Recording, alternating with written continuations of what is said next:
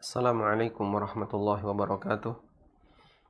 Alhamdulillahi rabbil alamin. Wassalatu wassalamul atammanil akmalani ala al-mab'uthi rahmatan lil alamin.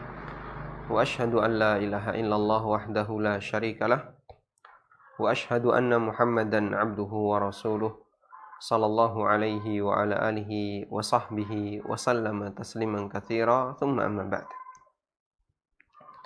Alhamdulillah, kembali kita melanjutkan pelajaran membahas buku pengantar kaidah fikih kubra dan penerapannya dalam masalah muamalah. Dan bagi Anda yang sudah memiliki bukunya, silahkan dibuka mulai halaman 5. Di judul kajian tertulis sumber-sumber terbentuknya kaidah fikih.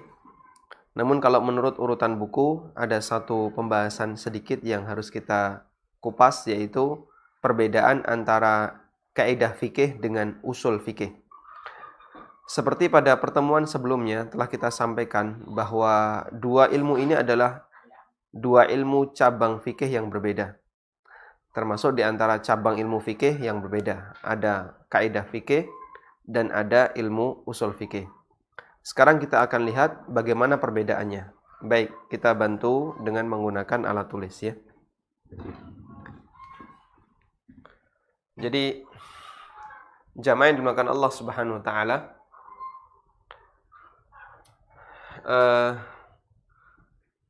barangkali bagi sebagian jamaah istilah-istilah yang nanti akan kita bahas adalah istilah yang baru. Namun kami sarankan, kalaupun misalnya bagi Anda menjumpai istilah baru ini masih kesulitan untuk memahami, kita sarankan bahwa di antara kunci dalam belajar adalah bersabar. Dan menjumpai sesuatu yang baru itu bukan untuk dihindari. Kalaupun tidak paham saat ini, sebaiknya disimpan. Semoga nanti Allah Subhanahu wa taala berikan pemahaman di hari kemudian. Sehingga ketika kita menjumpai sebuah materi, kita tidak ketakutan. Dalam arti, saya ini belum bisa. Baik, saya simpan dulu. Semoga nanti ke depannya saya bisa. Kita coba akan melihat tentang usul fikih. Ini salah satu di antara materi yang mungkin dianggap oleh sebagian orang asing baginya. Usul fikih termasuk salah satu di antara cabang ilmu fikih.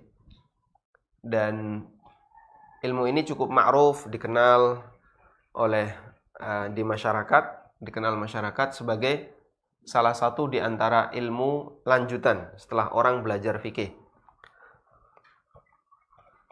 Kalau kita buat gambaran itu seperti ini. Ada keterangan yang sangat bagus yang disampaikan oleh Al-Ghazali. Al-Ghazali ini salah satu ulama madhab Syafi'iyah. Al-Ghazali yang terkenal itu. Al-Ghazali salah satu ulama madhab Syafi'iyah. Beliau yang menulis kitab Ihya Ulumuddin. Beliau menjelaskan gambaran usul fikih. Itu ibarat sebuah pohon. Ya. Ada sebuah pohon, kemudian pohon itu berbuah. Pohon itu berbuah. Kemudian ada orang yang mau memetik buah dari pohon itu dengan menggunakan alat.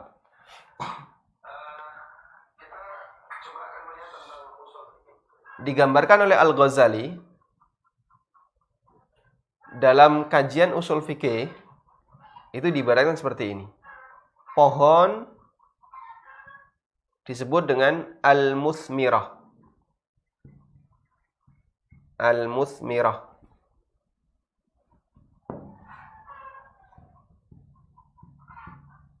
Al-muthmirah berarti penghasil buah. Kemudian buahnya disebut dengan thamrah. Kemudian orang ini yang mau memetik disebut dengan orang yang memetik.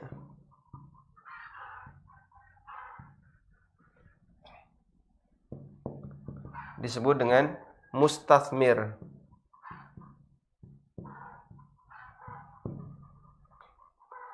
Kemudian metode memetik, bagaimana cara dia memetik, itu disebut dengan kaifiyah istithmar. Udah? Sehingga ada 4 unsur di sini. Pertama adalah pohonnya, yang kedua buahnya, orang yang memetik buah, yang keempat adalah bagaimana cara memetik buah. Pohonnya itu adalah dalil. Buahnya adalah hukum. Orang yang memetik adalah mujtahid, yang dia mau mengambil kesimpulan dari hukum, kesimpulan hukum dari dalil. Bagaimana cara memetik? Bagaimana cara memetik itu ijtihad. Baik. Nah, keempat inilah yang dipahami dan dipelajari dalam ilmu usul fikih. Sehingga dalam masalah usul fikih, kita itu belajar ada sebuah dalil, yang dalil itu berisi hukum. Kemudian ada orang, dia sebagai mustathmir, sebagai orang yang mau memetik dalil tadi, memetik hukum ya, memetik buah dengan metode tertentu. Nah, metode itu disebut dengan bagaimana cara dia berijtihad. Semua kajian ini itu dipelajari dalam ilmu usul fikih. Ini yang dipelajari di ilmu usul fikih. Sudah? Berarti sebenarnya ilmu usul fikih itu adalah ilmu alat untuk mempelajari gimana sih caranya agar kita bisa mendapatkan keterangan sebuah hukum dari dalil. Itu dipelajari di ilmu usul fikih. Makanya kalau kita buat ilustrasi yang lain, ilmu usul fikih itu ibarat mengenal alat untuk apa? Untuk mendapatkan hasil tertentu.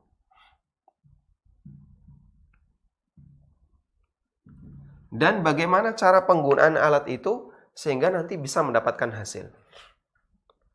Misalnya ya, ada bahan, ada apa lagi misalnya? Ada bahan baku ya.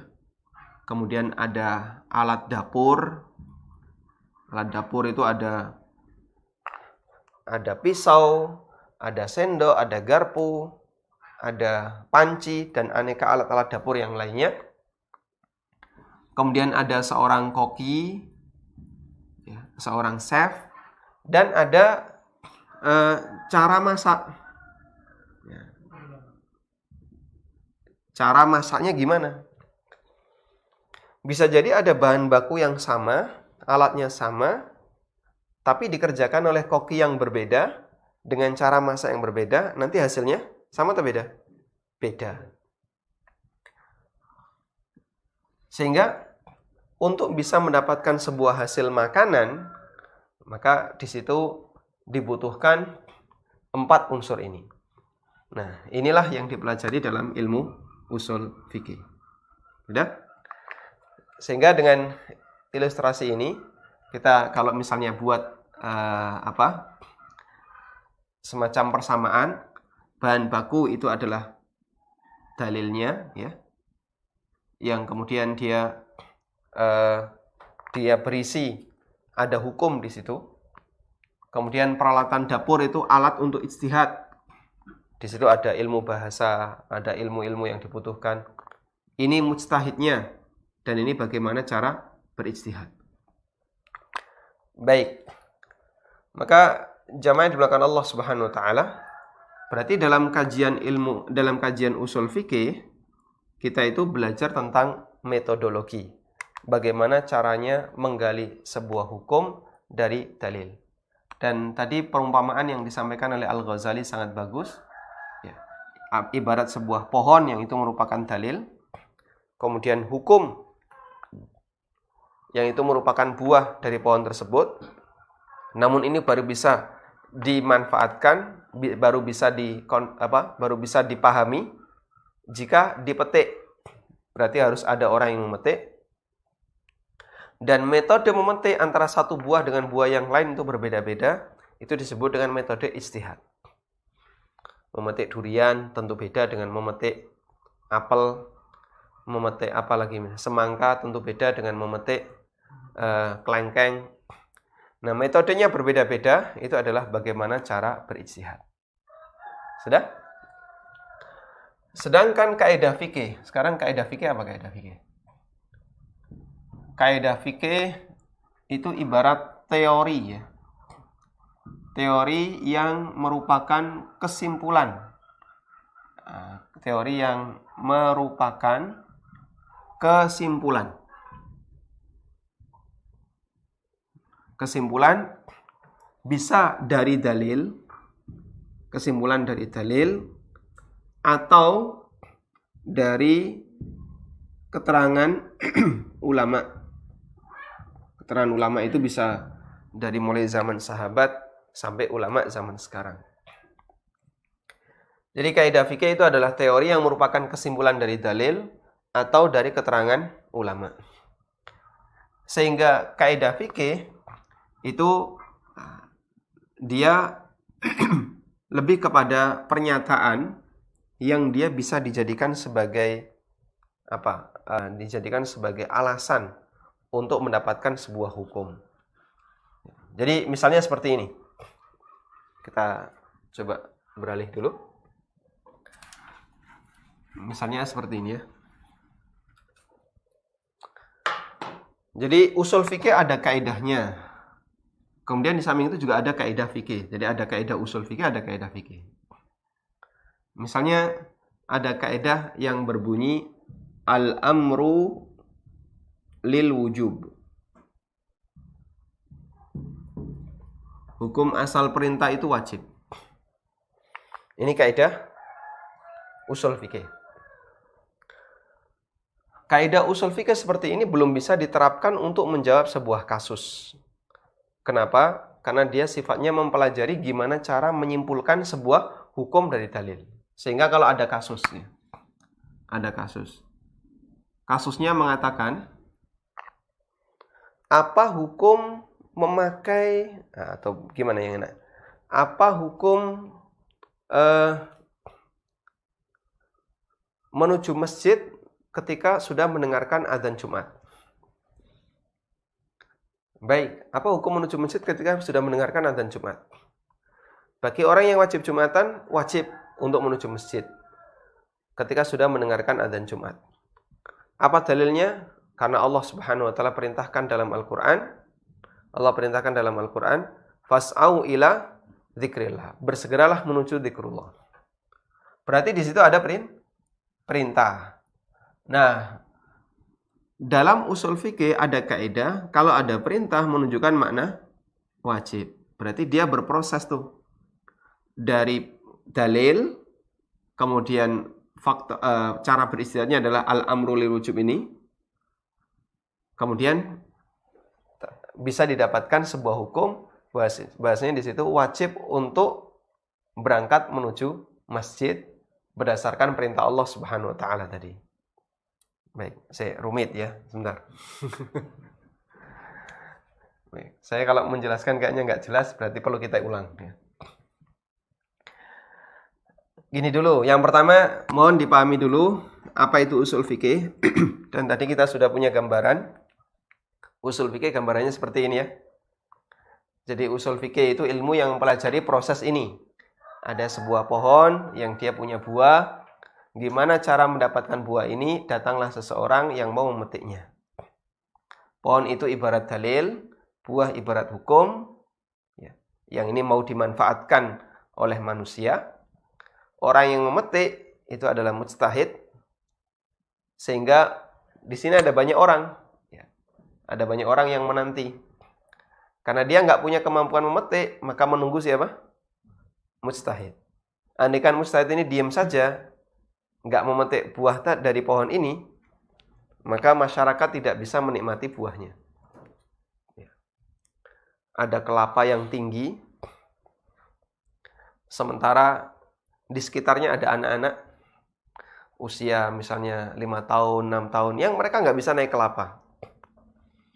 Coba kalau tidak ada petani yang bisa naik kelapa, kira-kira mereka, anak-anak ini bisa menikmati nggak? Nggak bisa. Sehingga kalau misalnya petaninya juga mutung, dia bisa naik, tapi nggak mau naik. Anak-anak juga nggak bisa menikmati itu kelapa.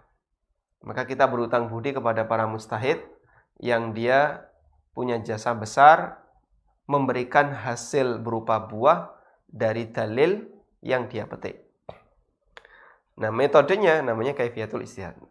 Ini belajar ini semuanya namanya belajar usul fikih. Sedangkan kalau kaidah fikih itu sifatnya teori, ya, yang merupakan kesimpulan dari dalil. Sehingga sebenarnya kaidah fikih itu turunan dari usul fikih. Setelah orang paham usul fikih, kadang dia bisa membuat sebuah kaidah fikih. Baik. Insya Allah kalau Anda sudah punya pengetahuan seperti ini, itu sudah kami anggap cukup untuk bisa memahami perbedaan antara usul fikih dengan kaidah fikih. Walhamdulillah. Selanjutnya kita beralih ke pembahasan berikutnya, yaitu tentang sumber-sumber kaidah fikih. Sumber-sumber kaidah fikih.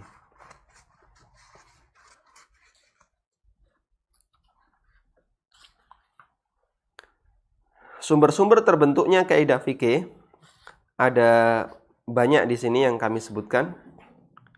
Ada yang dari dalil Al-Quran, hadis Nabi SAW, kemudian keterangan para sahabat, termasuk keterangan para ulama, dan termasuk juga hasil dari istiqra'. Hasil istiqra' itu berarti hasil dari induksi terhadap beberapa dalil yang ada. Sekarang kita akan baca, bagi Anda yang punya buku, silakan dibuka mulai halaman 8. Sumber terbentuknya kaidah fikih. Ada beberapa sumber. Yang pertama adalah dari Al-Quran. Karena Al-Quran sendiri termasuk di antara jawami'ul kalim, kalimat yang ringkas tapi memiliki banyak makna. Sehingga dalam Al-Quran bisa kita jumpai banyak sekali kaidah. Di antaranya firman Allah Ta'ala, وَمَا جَعَلَ عَلَيْكُمْ فِي الدِّينِ مِنْ حَرَجٍ. Tidak ada kesulitan dalam masalah agama. Allah Subhanahu wa Ta'ala tidak menjadikan untuk kalian satu kesempitan dalam masalah agama. Dan itu jadi kaidah. Berarti dalam agama tidak boleh ada sesuatu yang menyulitkan, tidak boleh ada yang membuat orang merasa sempit, dan seterusnya. Ayat ini menjadi kaidah bahwa syariat itu tidak menyulitkan. Berdasarkan kaidah ini dibolehkan gharar yang berkaitan dengan hajat orang banyak. Seperti dalam jual beli kacang atau umbi-umbian yang masih berada di dalam tanah. Ibnu Taimiyah menjelaskan, wa mafsadatul gharari aqallu minar riba.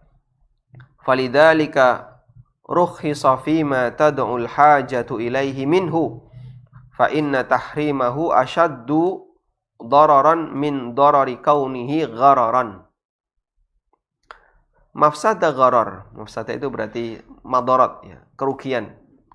Kerugian gharar, bahaya gharar lebih ringan dibandingkan bahaya riba. Karena itu dibolehkan untuk gharar yang menjadi kebutuhan umum, yang itu tidak ada dalam riba. Karena dilarangnya gharar secara total lebih berbahaya dibandingkan keberadaannya sebagai gharar. Maksudnya begini. Bagi Anda yang punya buku, silakan dibuka halaman 8 dan halaman 9. Allah Subhanahu wa taala mengatakan, "Wa ma ja'ala 'alaikum fid dini min haraj." Allah tidak menjadikan adanya kesempitan dalam agama. Sehingga jika ada sesuatu yang itu tidak bisa dilakukan kecuali dengan menabrak salah satu pelanggaran, tapi itu sifatnya umum. Hampir semua orang pasti mengalaminya. Maka pelanggaran seperti ini ditoleransi. Pelanggaran kayak gini ditoleransi. Karena kalau tidak, orang tidak bisa melakukan apapun. Kalau tidak, manusia tidak bisa melakukan aktivitas apapun. Sebagai contoh ya, tentang masalah gharar. Gharar itu dalam Islam tidak dilarang 100%. Gharar dalam Islam tidak dilarang 100%. Beda dengan riba. Kalau riba dilarang 100%. Sehingga ada kaidah hajah ammah menjadi kebutuhan umum untuk gharar, tapi tidak ada kaidah hajah ammah alasan kebutuhan umum untuk riba. Baik, kita coba bantu dengan tulisannya.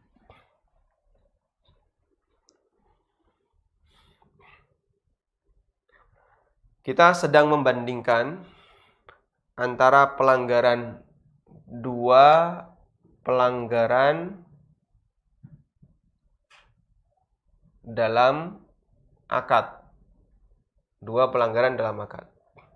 Yang pertama riba, yang kedua gharar.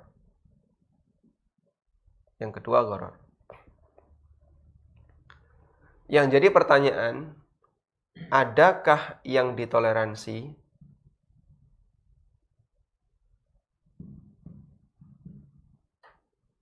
Apa pertimbangan dia ditoleransi?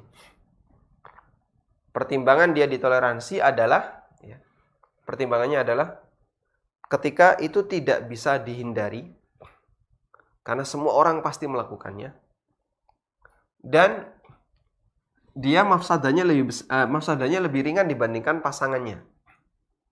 Baik. Kata Syekhul Islam, mafsadah gharar, kerusakan gharar, itu lebih ringan dibandingkan kerusakan riba.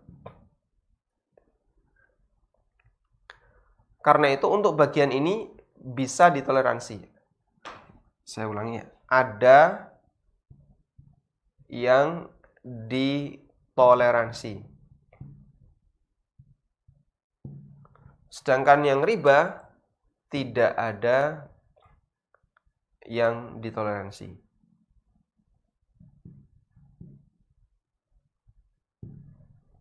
Apa pertimbangannya?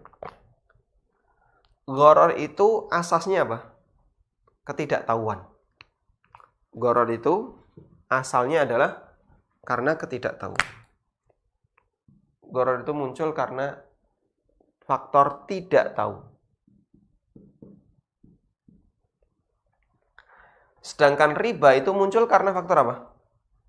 Faktor zalim. Ada riba di masyarakat itu kan latar belakangnya karena zalim. Kalau gharar itu karena faktor tidak tahu. Kalau riba itu karena faktor zalim. Sudah? Nah, mengingat asalnya manusia itu nggak tahu, maka banyak hal dari perbuatan manusia itu gharar. Sehingga kalau gharar itu dilarang 100%, itu mustahil kita bisa melakukan transaksi dan akad. Kenapa? Karena kita itu banyak yang nggak ngerti, kita banyak yang nggak tahu. Contohnya apa, Pak? Banyak sekali ya transaksi yang kita lakukan yang kita itu nggak tahu, nggak ngerti. Karena kita tidak tahu hal yang gaib. Misalnya, Anda beli spidol. Ketika Anda beli spidol, tentu saja ada bungkusnya ya.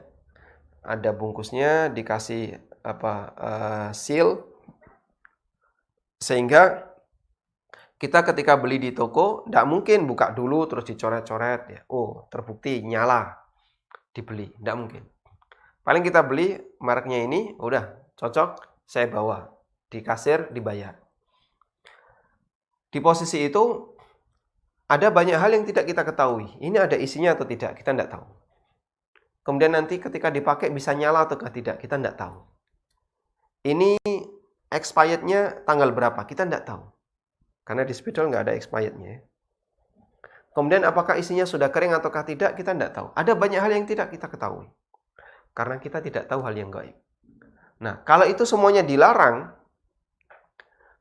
kalau semua itu dilarang, maka Allah Subhanahu wa Ta'ala menyulitkan hambanya dengan aturan agama yang dia miliki.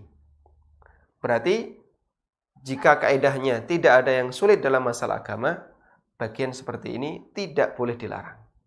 100%. Makanya ada gharar yang ditoleransi. Yaitu gharar yang menjadi kebutuhan umum. Menjadi kebutuhan umum.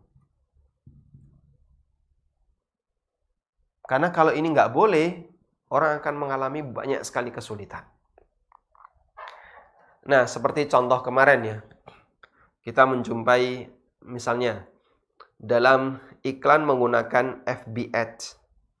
Di situ Facebook hanya bisa menyediakan keterangan estimasi sekian. Kemudian nanti biaya per klik sekian.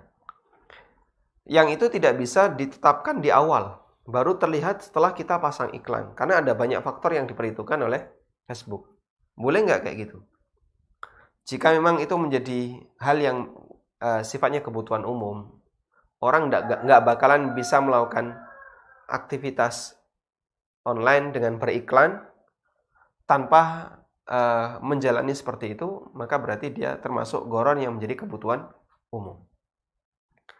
Baik, seperti yang kita ketahui bahwa semua pembelian tiket pesawat itu harus ada asuransi. Harus mengikuti asuransi dan itu include dengan harga tiket. Kalau asuransi di sini 100% dilarang, maka orang tidak bisa naik pesawat, tidak bisa naik kapal, tidak bisa naik kendaraan umum. Sehingga itu akan menyulitkan bagi dirinya. Maka mengingat itu sudah menjadi kebutuhan umum, kita tidak bisa mengendalikan aturan itu. Aturan itu dibuat oleh wallahu alam, oleh siapa begitu. Sehingga kita sebagai masyarakat biasa boleh nggak naik pesawat dengan kondisi seperti ini? Boleh. Nah itu ada ghararnya. Gharar di situ adalah gharar yang ditoleransi karena dia menjadi kebutuhan umum. Beda dengan riba. Kalau riba alasan kebutuhan umum tidak ada. Ya, makanya tidak boleh misalnya, Pak, boleh melakukan KPR karena ini kebutuhan umum. Kalau enggak, kita sama sekali nggak bisa memiliki rumah. Itu enggak bisa. Karena riba tidak diperbolehkan dengan pertimbangan kebutuhan umum. Sebab asas riba adalah zalim, yang itu sebenarnya pelanggaran yang muncul dari manusia. Kalau tidak tahu, itu kan bukan pelanggaran yang muncul dari manusia. Kenapa kamu nggak tahu? Lah emang saya tidak mungkin bisa mengetahui. Beli kacang dalam tanah kan kita tidak tahu. Atau beli spidol tadi kita tidak tahu. Kita beli HP juga nggak mungkin kita bongkar. Dan masih banyak kondisi yang lainnya. Wallahu a'lam. Baik.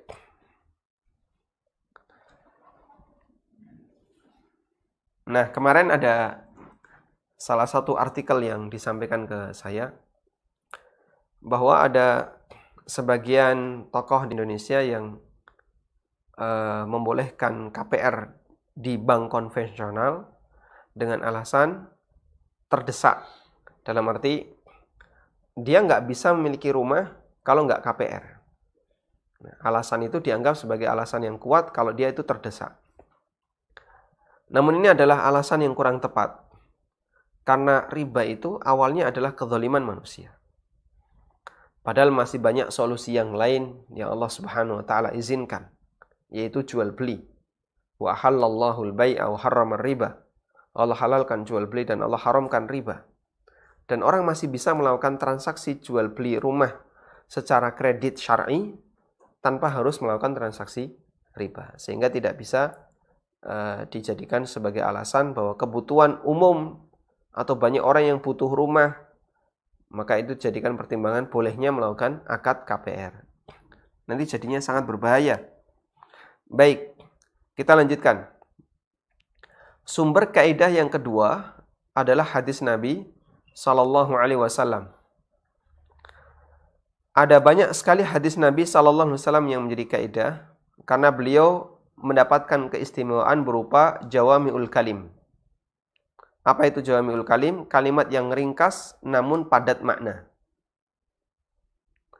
Rasulullah Sallallahu Alaihi Wasallam pernah bersabda dalam hadis yang diriwayatkan oleh Bukhari Muslim, utitu jawami'ul kalim.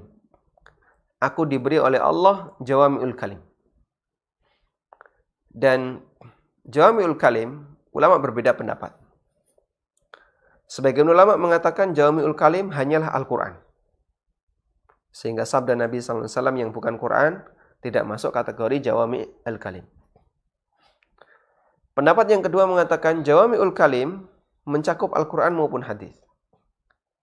Yang intinya adalah kalimat ringkas namun memiliki kandungan makna yang luas.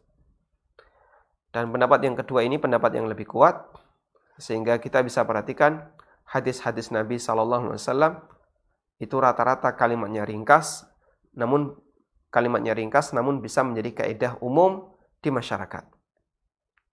Contohnya sabda beliau, innamal a'malu binniyat. Ini termasuk di antara kaidah dasar dalam masalah penilaian amal berdasarkan tujuan. Amal itu berdasarkan niat. Amal itu berdasarkan niat. Makanya bahkan sampai dalam urusan muamalah, niat itu diperhitungkan. Ada kaidah yang dulu pernah kita sampaikan, al-qusud fil uqud mu'tabar. Niat dalam akad itu diperhitungkan. Niat dalam akad diperhitungkan. Baik. Diperhitungkan di mana? Di dunia dan di akhirat. Di dunia sebatas yang diketahui berdasarkan indikator. Di akhirat Allah Subhanahu wa taala akan membongkar bagian yang dirahasiakan oleh manusia. Yauma tublas sarair. Karena itu disebutkan dalam sebuah hadis, jika ada seorang lelaki yang dia menikahi wanita, namun dia punya niat wanita ini tidak akan dikasih mahar. Kata Nabi SAW, maka lelaki ini mati dalam kondisi membawa dosa zina. Jika ada seorang lelaki yang menikahi wanita, dan ketika akad dia tidak membawa mahar, tapi dia punya niat nggak akan ngasih mahar, maka kata Nabi SAW, lelaki ini mati dalam kondisi membawa dosa zina. Sehingga ketika terjadi hubungan badan, bagi lelaki ini itu perbuatan dosa. Perbuatan zina. Sedangkan bagi wanita itu halal. Meskipun sang istri nggak ngerti. Kalau sebenarnya suaminya itu mau menipu. Tapi di posisi ini, halal bagi sang istri, haram bagi suami, karena dia punya niat yang jahat ketika dia melakukan akad. Contoh yang lain, dalam masalah akad utang piutang, Nabi SAW menyebutkan, barang siapa yang membawa harta orang lain, dan dia membawa harta orang lain dengan akad utang, dan dia punya niat dalam hatinya, gak bakalan saya kembalikan, maka dia akan ketemu Allah dalam kondisi sebagai pencuri. Maksudnya ketemu Allah gimana? Dia mati dalam kondisi membawa dosa sebagai pencuri. Kenapa dia disebut sebagai pencuri?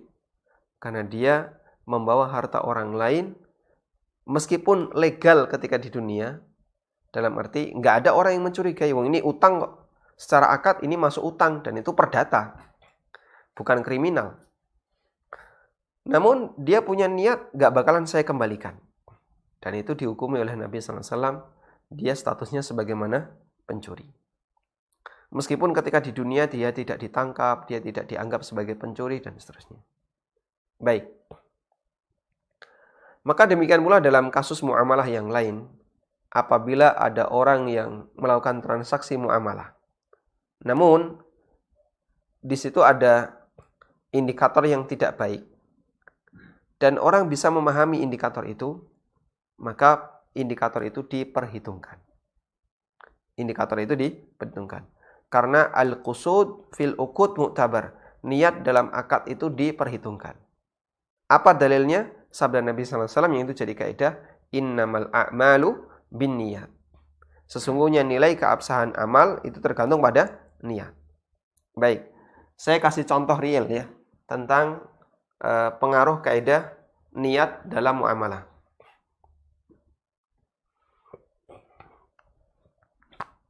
Barangkali Anda sudah mengenal ini ya, teori iwad sama dengan muawad. Baik. Ada kasus belanja kelipatan 10.000. Oh, 10.000 terlalu sedikit, 100.000. Belanja kelipatan 100.000 nanti dapat kupon.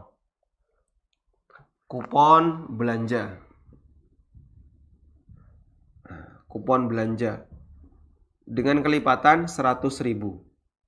Ini boleh atau tidak? Karena nanti akan diundi. Siapa yang belanja 100.000 dapat satu kupon yang nanti itu akan diundi. Sehingga kalau kita buat keseimbangan iwad dan muawad, iwadnya 100.000. Muawadnya, karena ini belanja berarti dapat apa? Barang. Dapat barang. Plus dia dapat kupon. Plus dia dapat kupon. Karena dia sudah belanja 100.000. Sudah? Yang kupon ini nanti akan diundi. Kupon undian. Berarti kupon ini jelas atau tidak? Hasil dari kupon ini nggak jelas. Tidak ada yang tahu karena nanti akan diundi. Sudah? Iwatnya jelas 100.000. Barangnya jelas nggak? Jelas. Ini jelas. Ini jelas. Yang ini tidak jelas. Akad seperti ini boleh atau tidak? Niat mempengaruhi di situ. Nah, lihat niatnya. Baik. Bapak belanja 100.000 tujuannya apa? Saya ingin ikut undian. Sehingga dia datang ke swalayan itu dengan belanja sebanyak-banyaknya, bahkan sampai habis 500.000. Tujuannya biar bisa dapat kupon sebanyak-banyaknya, terus bisa ikut undian. Bahkan dia ngetem di luar swalayan, ada orang yang dapat kupon nggak dipakai, dibuang di sampah, ditemu, ditulis namanya. Terus dimasukkan. Niatnya pokoknya gimana caranya biar bisa dapat kupon undian. Nah, niat ini mempengaruhi hukum nanti. Dilihat dari mana? Itu kan urusan batin, betul. Tapi indikator kelihatan. Niat dari indikator. Indikatornya apa? Dia belanja 100.000 tapi yang dibeli itu barang-barang yang nggak dibutuhin. Apa misalnya? Beli air mineral sebanyak-banyaknya. Beli mie instan. Beli apa lagi? Beli benda-benda yang tidak begitu dibutuhkan. Tujuannya pokoknya yang penting bisa dapat kupon undian. Begitu dia bawa barang itu keluar swalayan langsung dibagi-bagikan. Kuponnya diisi terus belanja lagi. Nah, kalau terjadi seperti itu berarti tujuan dia beli kupon tujuan dia belanja 100.000 adalah bukan barang tapi apa? Kupon undian. Nah, karena tujuannya di sini berarti ini nggak diperhitungkan. Nah, ini tidak diperhitungkan. Sehingga jadinya persamaan itu kita turunkan 100.000 sama dengan yang satunya titik-titik ya karena nggak diperhitungkan sama dengan kupon undian. Nah, jadinya dia melakukan akad gharar. Lain halnya kalau ini yang jadi tujuan utama ya. Anda belanja 100.000 ngapain? Ya saya butuh. Ini saya kasih kupon undian. Kadang malah nggak diisi. Kadang diisi, kadang nggak diisi. Kalau dia malas ngisi, nggak diisi. Kalau lagi mood, ya diisi. Kalau lagi nggak mood, nggak diisi, dibuang gitu aja. Nah, ketika dia sama sekali tidak membutuhkan kupon itu, yang dia butuhkan adalah barangnya, berarti akadnya sama-sama jelas, iwatnya jelas, muawatnya juga jelas, dan ini akad yang diperbolehkan. Baik, itu contoh penerapan kaidah innamal a'malu binniyat. Kemudian contoh yang lain adalah kaidah tentang masalah khiyar. Nabi SAW bersabda, al-bayyi'ani bil khiyar ma lam yaftariqa. Penjual dan pembeli memiliki hak khiyar selama keduanya belum berpisah. Sehingga setiap transaksi harus ada hak khiyar. Setiap transaksi harus ada hak khiyar. Baik. Nah, di sini saya kasih contoh ya. Saya kasih contoh. Kalau setiap transaksi harus ada khiyar. Contohnya, si A pesan barang berupa HP merek X di counter. Harga disepakati 5 juta. Tapi counter nggak punya HP itu. Namun dia berjanji akan mendatangkan barang itu sebulan lagi. Sudah? Setelah itu si A pulang. Sebulan lagi HP sudah ada di counter. Ketika pihak counter sudah kulak HP, sehingga HP itu sudah ada di counter, bolehkah si A mundur dalam arti nggak jadi beli? Bolehkah si A nggak jadi beli? Jawaban yang saya sampaikan di sini, boleh mundur, nggak jadi beli. Karena sewaktu si A pesan HP dari counter, belum ada akad. Meskipun sudah menyepakati harga. Sebab counter tidak boleh menjual barang yang belum dia miliki, sehingga waktu pesan belum ada akad. Setelah counter memiliki barang tersebut, baru boleh dilakukan akad. Karena si A memiliki hak khiyar dalam akad, berarti si A boleh tidak melanjutkan. Paham ya? Kita coba bantu pakai tulisan. Kalau dibantu pakai tulisan, insya Allah lebih mudah. Nabi SAW bersabda, al-bayyi'ani bil khiyar. Penjual dan pembeli itu punya hak khiyar. Sehingga jadi kaidah ya. Setiap akad jual beli, tidak semua akad ada hak khiyar ya. Di sini saya nyatakan setiap akad jual beli ada hak khiyar. Sehingga siapapun yang melakukan akad jual beli harus ada hak khiyar. Baik.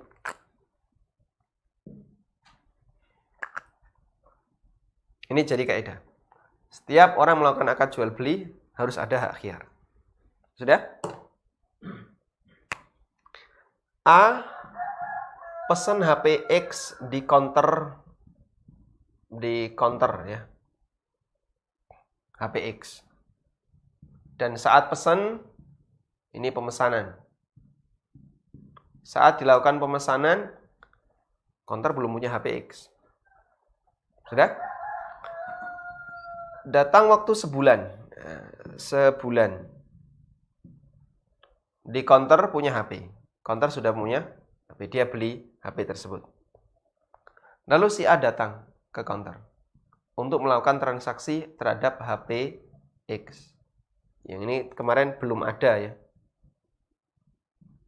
Ini kemarin belum ada, ini sudah ada. Yang dulu belum ada, ini sudah ada. Sudah? Pertanyaannya, apakah A boleh nggak jadi beli padahal counter sudah menyediakan HP? Jawabannya boleh. Kenapa? Kan itu berarti dusta. Nggak ada dusta. Karena ini belum akad. Tapi sifatnya apa? pesan, berarti sifatnya apa? Rencana akad. Maka tidak mengikat. Akadnya di sini. Di sini akad. Di sini akad jual belinya. Nah, terus berlaku kaidah ini. Setiap akad jual beli ada hak khiyar. Sehingga A boleh nggak jadi beli. Karena dia punya hak khiyar. Baik. Insya Allah cukup jelas ya.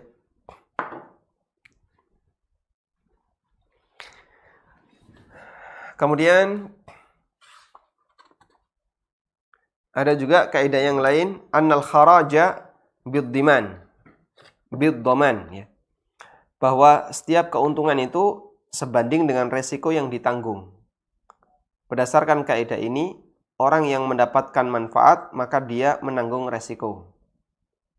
Sebagai contoh, si A utang 10 juta dari si B. Qadarullah, rekening bank berbeda, sehingga harus ada biaya administrasi. Pertanyaannya, siapa yang nanggung biaya administrasi, A atau B? Jawabannya, yang nanggung biaya administrasi adalah A. Kenapa? Dia yang mendapatkan manfaat dari utang itu. Si A utang kepada si B.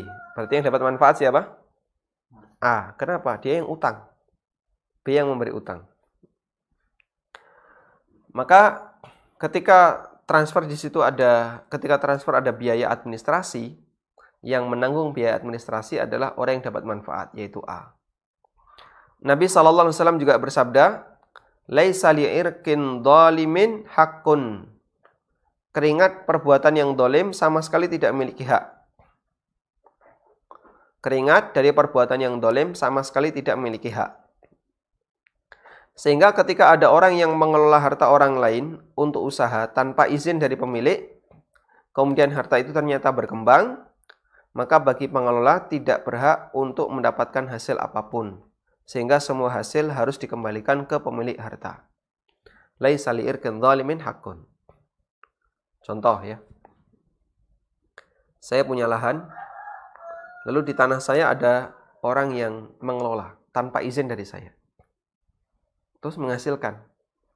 Hasil itu milik siapa? Milik yang punya lahan. Terus ini yang ngelola dapat apa? Loh, kamu nyerobot tanah orang lain dengan cara yang dolim. Maka kamu tidak punya hak sama sekali. Laisa li'irkin dhalimin haqqun. Kecuali jika pemilik lahan merelakan. Ya sudah Pak, Bapak saya kasih 1/3. Saya kasih 1/4 atau saya kasih 1/2. Sesuai dengan kesepakatan kedua belah pihak. Di sini saya kasih contoh. Seorang takmir membawa uang masjid. Lalu uang itu digunakan sebagai tambahan modal usaha. Ternyata untung. Maka seluruh keuntungannya adalah milik masjid. Nah, saya sudah kerja, saya sudah usaha. Lah kamu caranya nggak benar. Ini harta milik umum, tapi kau gunakan untuk usaha pribadi, keuntungannya untuk pribadi, nggak boleh. Sehingga kalau itu terjadi, maka seluruh modal dan hasilnya dikembalikan kepada kas masjid. Tayyib.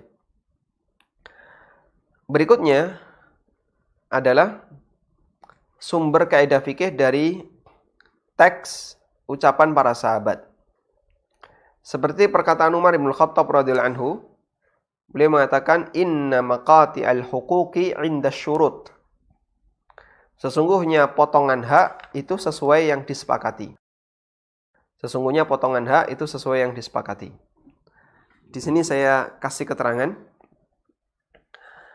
Perkataan Umar ini disampaikan oleh Bukhari secara mu'allaq dalam sahihnya. Ada seorang lelaki yang menikahi wanita, ceritanya ya. Ada seorang lelaki yang menikahi wanita dengan syarat setelah menikah tetap tinggal di rumah si wanita. Namun lelaki ini berniat untuk pindah keluar daerah. Umar memutuskan wanita ini berhak untuk mendapatkan sesuai syarat yang diajukan. Kemudian Umar menyampaikan kaidah di atas. Maksud Umar, ya, tinggal di tempat manapun setelah menikah adalah hak suami, karena istri itu mengikuti suami.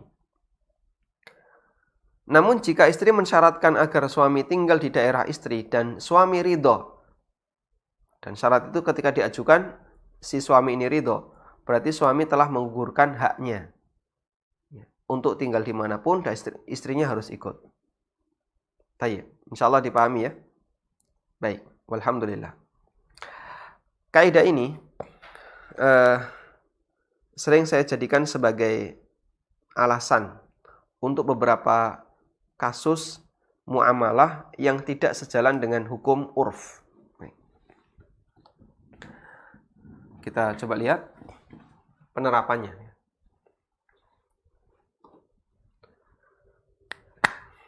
Jadi aturan dalam masalah muamalah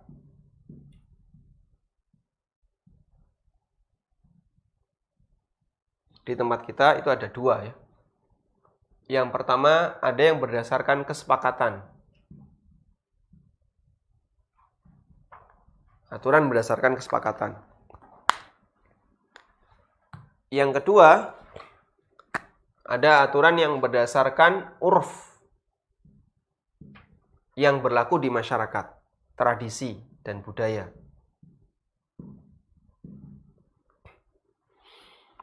Contohnya apa, Pak? Contohnya masalah upah. Ya, misalnya upah. Contoh. Upah. Upah tukang. Atau upah-upah yang lain. Yang paling gampang upah tukang. Di masing-masing daerah berbeda-beda. Di Jogja dengan di Jakarta beda. Di Jawa Timur nanti beda lagi. Di daerah Jawa Tengah pelosok beda lagi. Upah tukang itu berbeda-beda antara satu daerah dengan daerah yang lain. Misalnya ya, di masing-masing daerah punya upah minimum regional, UMR. Sekarang namanya apa? UMK. K itu apa? UMK atau UMK, upah minimum kota. Dan ini berbeda-beda antara satu daerah dengan daerah yang lain. Pertanyaannya, bolehkah mengupah karyawan? Bolehkah memberikan upah karyawan di bawah UMK? Bolehkah mengupah karyawan di bawah UMK? Ada perusahaan startup yang dia kalau menerapkan upah UMR sesuai UMR atau UMK itu nggak sanggup. Wah, terlalu besar nanti biayanya. Jakarta berapa? 3 juta ya, 3 juta sekian. Kalau di Jogja 1,7 itu daerah Bantul, Kulon Progo. Sleman 1,8 lebih gede. Klaten lebih murah lagi, mungkin 1,5 dan seterusnya. Tapi bagi dia, perusahaan ini kalau harus mengupah sesuai UMK, nggak sanggup. Sudah? Bolehkah seperti ini? Kita gunakan kaidah Umar tadi, bahwa potongan hak itu inda syurut, sesuai kesepakatan. Potongan hak itu sesuai kesepakatan. Sudah? Sehingga kalau ada perusahaan yang meminta potongan hak, saya punya kewajiban untuk membayar karyawan saya sesuai aturan pemerintah yaitu UMK. Tapi kami nggak sanggup. Maka kami potong haknya karyawan. Gimana kalau nilainya saya turunkan sehingga di bawah UMK. Jika karyawan sepakat, masalah selesai. Dan karyawan tidak punya hak untuk nuntut ke Disnaker ya. Disnaker betul? Misalnya nggak cocok terus dilaporkan ke Disnaker. Dinas Tenaga Kerja. Ini ada pelanggaran. Kenapa upahnya di bawah UMK? Nggak boleh kayak gitu. Karena Anda sudah sepakat di awal upah karyawan di bawah UMK. Pada saat rekrutmen, kemudian karyawan itu dikasih perjanjian. Kamu bekerja di sini selama sekian jam. Liburnya Sabtu dan Ahad. nanti upah kamu, gaji kamu sekian. Kan biasanya ada salarinya berapa. Nah itu harus dinyatakan di depan. Per bulan sekian, nanti ada bonus dengan metode perhitungan seperti ini. HRD harus menjelaskan itu dengan detail. Nah ketika karyawan sudah setuju, kalau setuju silahkan tanda tangan. Kalau enggak ya terserah, Anda boleh meninggalkan. Nggak harus kerja di sini. Berarti di situ ada pilihan. Dan itu hak khiyar bagi karyawan. Nah berdasarkan kaidah yang disampaikan oleh Umar tadi, inna maqati al-huquq inda syurut. Bahwa potongan hak itu sesuai kesepakatan, hukumnya diperbolehkan. Upah tukang juga sama. Mempekerjakan tukang yang biasanya, misalnya ya, dari jam 8 sampai jam 16, sampai jam 4 sore.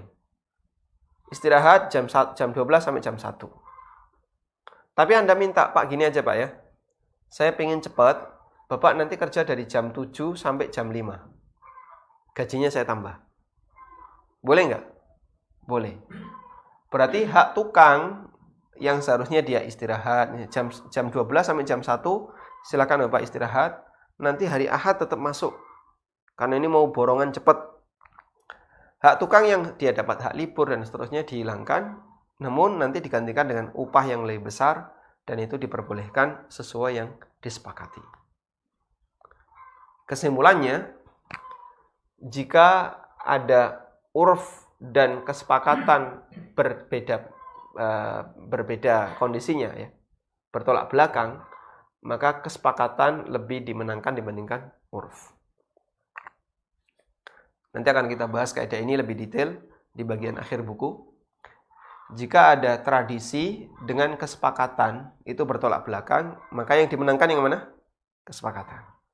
Karena kesepakatan di situ berarti mengecualikan dari kondisi urf yang berlaku. Wallahu a'lam. Baik.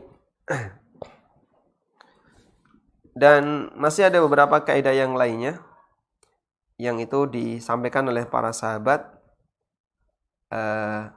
Insyaallah akan kita bahas di pertemuan berikutnya insyaallah taala. Wa sallallahu ala nabiyyina Muhammadin wa ala alihi wa sahbihi wasallam. Wa akhiru da'wana alhamdulillahi rabbil alamin.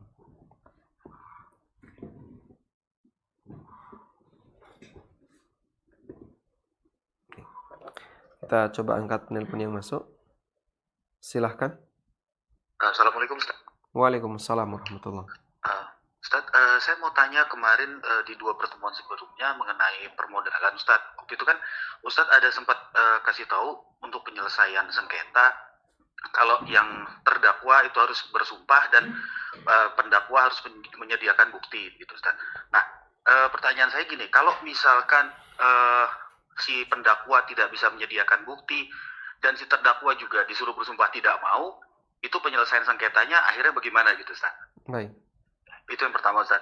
Yang kedua gini Ustaz, mengenai bunga di bank, itu tabungan gitu. Jadi kalau kita mau meninggalkan bunga di bank, contoh misalkan uangnya kita udah hitung totalnya ada 100 juta misalkan. Terus bunga yang kita dapat selama ini ada 1 juta. Tapi juga di situ ternyata kita dipotong pajak bunga misalkan 100 ribu. Nah, yang harus kita tinggalkan itu apakah 1 jutanya atau 900 ribu setelah dipotong pajak gitu Ustaz? Baik. Itu aja Ustaz, terima kasih. Jazakallahu khairan. Wa jazakallahu khairan. Wa fikum barakallah. Jika terjadi sengketa antara pendakwa dengan terdakwa, maka kesimpulan Bapak sudah benar.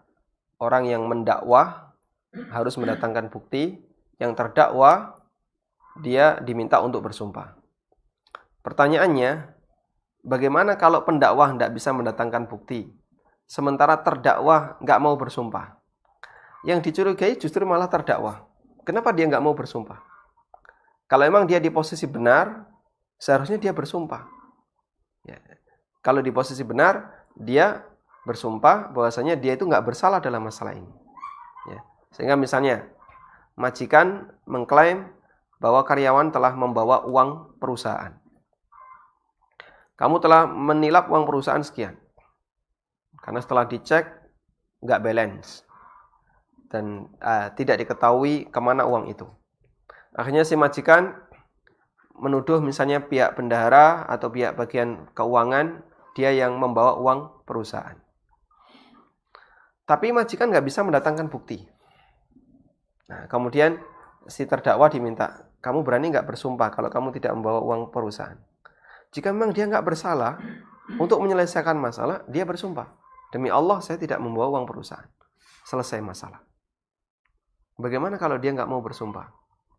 Nah, itu bisa memicu kecurigaan. Itu bisa memicu kecurigaan. Nah, kalau seperti ini jadinya deadlock, ya.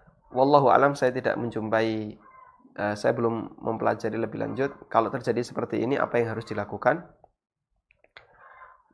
Mungkin bisa ditanyakan kepada ustadz yang lain. Tapi idealnya, kalau memang terdakwa tidak bersalah, seharusnya dia bersumpah. Wallahu alam. Kemudian yang kedua, tentang masalah apa tadi? Bunga yang ada di rekening, ya. Kemudian terkena potongan pajak. Bunga yang terkena potongan pajak. Apakah pajak itu harus diperhitungkan menjadi kewajiban kita ataukah bukan kewajiban kita?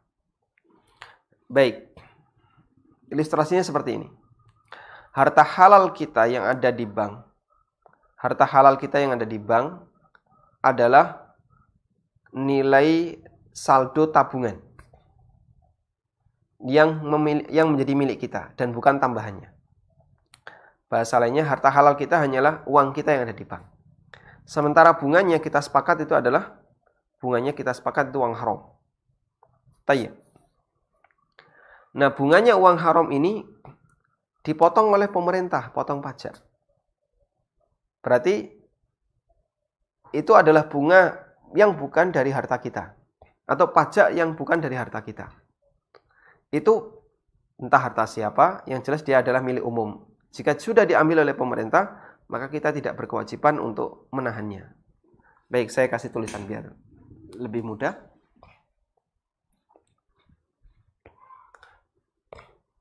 Jadi jamaah, kita bicara tentang masalah tabungan. Di tabungan itu ada pokok dan ada bunga. Udah? Kita sepakat ini apa? Riba. Nah, uang riba ini cara penyalurannya gimana? Uang riba itu adalah harta haram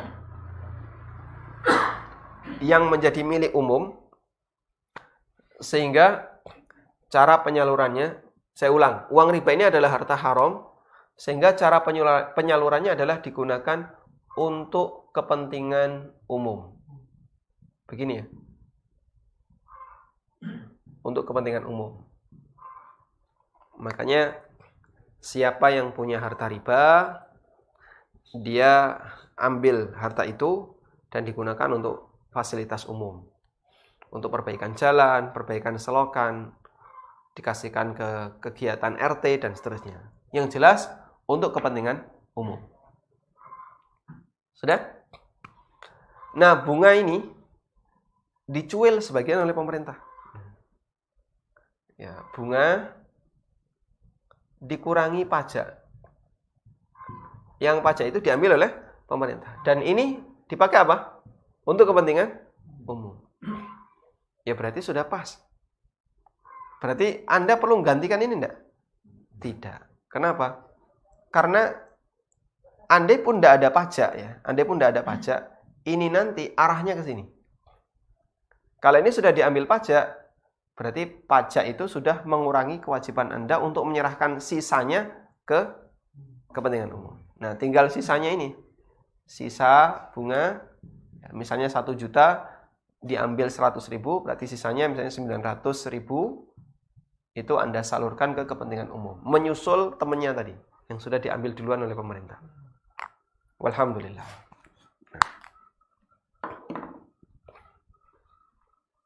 Baik. Silahkan. Assalamualaikum. Waalaikumsalam warahmatullahi wabarakatuh. Silakan Bapak. Ya, saya Ustaz mau bertanya terkait akad salam. Agak ada syubhat ini Ustaz, beberapa pertemuan yang lalu. Silakan. Jadi kalau orang yang memperbolehkan salam tunai atau salam hal, itu apakah berarti dia tidak mengakui dalil yang tidak boleh menjual barang yang belum dimiliki seperti itu, Ustaz? Karena kan salam ini kan sebenarnya prinsipnya kan ada jeda waktu seperti itu, Ustaz ya. Betul, memang salam itu belum menjual sesuatu yang belum dimiliki, tapi ada jeda waktu. Nah, kalau dalam hal yang membolehkan salam tunai atau salam hal itu, apakah berarti dia menolak dalil menjual barang yang belum dimiliki itu, Ustaz? Ada syubhat di kepala saya seperti itu, Ustaz. Mohon penjelasannya, Ustaz. Baik. Terima kasih, Walhamdulillah. Ustaz. Assalamualaikum. Waalaikumsalam warahmatullahi. Bapak tadi kita sudah menyampaikan bagaimana cara ulama dalam menyimpulkan dalil yang dikaji dalam ilmu usul fikih. Ada berbeda-beda dalam menyimpulkan dalil. Berdasarkan bagaimana cara dia dalam mengambil sebuah buah di pohon. Kita ulang ya. Ini ada sebuah pohon, anggaplah misalnya pohon kelapa atau pohon mangga. Ini pohon mangga. Pohon itu adalah dalil. Mangganya, buahnya adalah hukum. Sudah? Orang yang mau memetik buah ini adalah mustahid. Nah, mustahid itu bisa menghasilkan rasa buah yang beda tergantung bagaimana cara dia memetik.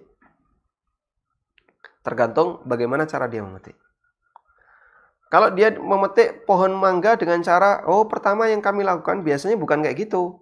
Kita brongsong dulu, kita bungkus dulu dengan plastik, kedap udara. Ya. Sehingga nanti buahnya begitu dipetik sudah matang plus terjadi fermentasi. Maka begitu mangganya itu diambil, sudah mangga terfermentasi. Kamu tinggal makan. Nggak usah dikupas. Plus kulit-kulitnya bisa dimakan. Ada yang metode kayak gitu. Ada yang dia ngambil, setelah itu diperam. Sampai matang baru dimakan. Ada yang ngambil langsung dibuat rujak. Kemudian dimakan agak mentah. Masing-masing punya rasa yang berbeda, tergantung bagaimana cara dia mengambil. Tayyib. Nah, cara mengambil ini ada aturannya, karena ijtihad itu ada aturannya. Sehingga di sini tidak ada yang menolak dalil. Ulama tidak menolak dalil. Cuman terjadi perbedaan dalam memahami dalil. Maka pendapat Syafi'iyah yang mengatakan bahwa salam hal diperbolehkan. Pendapat Syafi'iyah yang mengatakan salam hal diperbolehkan, sama sekali Syafi'iyah tidak menolak hadis Hakim bin Hizam. Cuman Syafi'iyah memahami hadis Hakim bin Hizam itu dipahami untuk salam muayyan.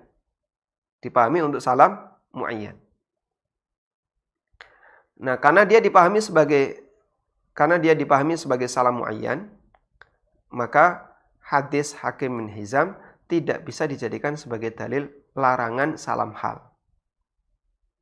Bisa dipahami insyaallah ya? Saya ulang. Kita bicara hadis Hakim bin Hizam. Hadis Hakim bin Hizam ada dua pendekatan. Hadis Hakim di sini kan berisi larangan. Larangan apa? Menjual barang yang belum dimiliki. Hadis Hakim di sini berisi larangan menjual barang yang belum dimiliki. Nah, bagaimana cara memahami hadis Hakim ini? Ada dua pendekatan ulama. Pendekatan yang pertama, hadis Hakim itu adalah hadis yang berbicara tentang salam hal.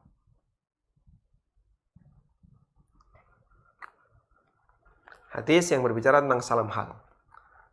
Sehingga semua salam hal hukumnya dilarang. Dan ini pendekatan jumhur. Ini pendekatan jumhur ulama. Pendapat yang kedua mengatakan hadis Hakim itu berbicara tentang salam muayyan. Berbicara tentang salam muayyan. Dan ini pendapat Syafi'iyah. Berarti apakah pendapat Syafi'iyah itu menolak hadis Hakim? Jawabannya tidak. Syafi'iyah tidak menolak hadis Hakim. Syafi'iyah menerima hadis Hakim. Namun menurut Syafi'iyah, hadis Hakim itu dipahami sebagai salam muayyan, bukan salam hal. Karena itu kata Syafi'iyah, salam hal boleh dan itu tidak masuk dalam larangan hadis Hakim. Maka jangan sampai kita punya kecurigaan Syafi'iyah menolak hadis Hakim. Tidak. Syafi'iyah menerima, hanya saja mereka memahami bahwasanya hadis Hakim di situ berlaku untuk salam muayyan, bukan berlaku untuk salam hal. Allahu a'lam. Baik. Kita coba bacakan pertanyaan melalui WA.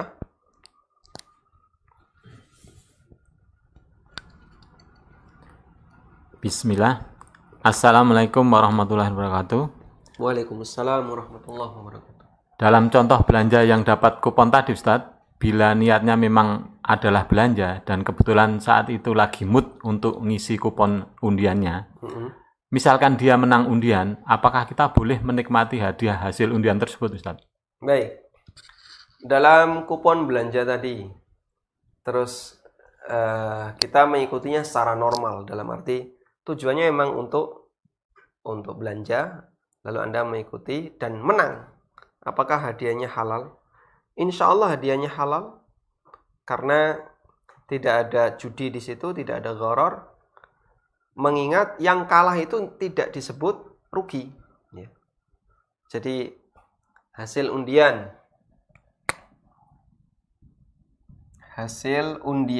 setelah diundi, itu kan ada dua kemungkinan ya, antara apa? Menang. Yang satu, menang ini berarti untung. Yang satu apa? Kalah atau menang? Tidak menang, ya. Tidak beruntung, gitu aja ya. Belum beruntung. Sudah? Kalau pilihannya seperti ini, yang satu untung, yang satu tidak beruntung, dalam arti tidak rugi. Tidak beruntung itu juga tidak rugi. Jika pilihannya seperti ini, maka tidak termasuk kategori judi. Masuk kategori judi itu jika pilihannya untung dan rugi. Yang satu untung, yang satu rugi. Nah, kalau seperti itu judi. Tapi kalau pilihannya yang satu untung dan yang satu tidak rugi, maka tidak masuk kategori judi. Makanya para pengunjung yang lain, para konsumen yang lain, yang dia nggak dapat undian, nggak dapat hadiah, nuntut nggak kesualian? Tidak. Apakah dia merasa rugi? Juga tidak. Kayaknya biasa-biasa saja. Dan kadang bahkan dia nggak ngerti undiannya kapan, nggak gubris. Ngerti-ngerti ada informasi tetangganya dapat undian, menang undian dari swalayan X. Cuman itu aja informasinya. Cuman yang lain, siapa saja yang pernah belanja nggak dapat, nggak ada informasi. Dan kayak gitu diperbolehkan karena tidak ada yang dirugikan di sana. Wallahu a'lam. Baik. Mungkin demikian yang bisa kita bahas. Semoga menjadi kajian yang bermanfaat. Dan sekali lagi kami sarankan kepada para jamaah, barangkali materi kita ini di bagian awal ya, di bagian awal cukup rumit untuk dipahami, tapi insya Allah nanti berkelanjutan di bagian akhir jamaah akan bisa mendapatkan banyak teori plus contoh penerapannya setelah kita melihat beberapa turunan dari kaidah-kaidah fikih kubra. Demikian, semoga bermanfaat. Wassallallahu ala nabiyyina Muhammadin wa ala alihi wa sahbihi wasallam. Wa akhiru da'wana anil hamdulillahi rabbil alamin. Wassalamualaikum warahmatullahi wabarakatuh. Subhanallah.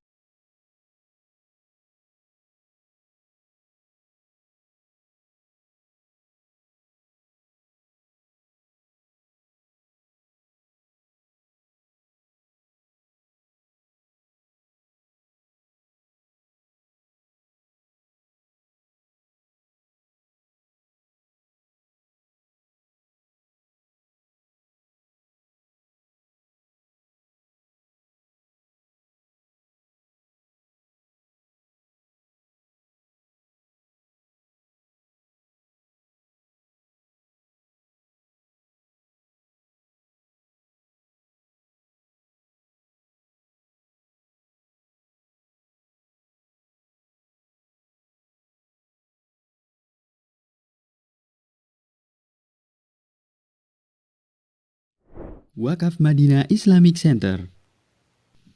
Memiliki amal yang pahalanya mengalir abadi adalah harapan setiap mukmin yang sadar akan pentingnya amal di akhirat. Yayasan Amal Abadi Indonesia akan membangun Madinah Islamic Center di atas tanah wakaf seluas sekitar 3.600 meter persegi, berlokasi di Dusun Gentan, Jalan Kaliurang, kilometer 10, Ngaglik, Sleman, Yogyakarta. Madinah Islamic Center terdiri dari masjid, Madinah Islamic Primary School, studio ANB Official, perpustakaan, lazis, aula serbaguna, wisma asatidzah, dan perkantoran. Salurkan wakaf tunai Anda untuk pembangunan Madinah Islamic Center melalui rekening berikut ini.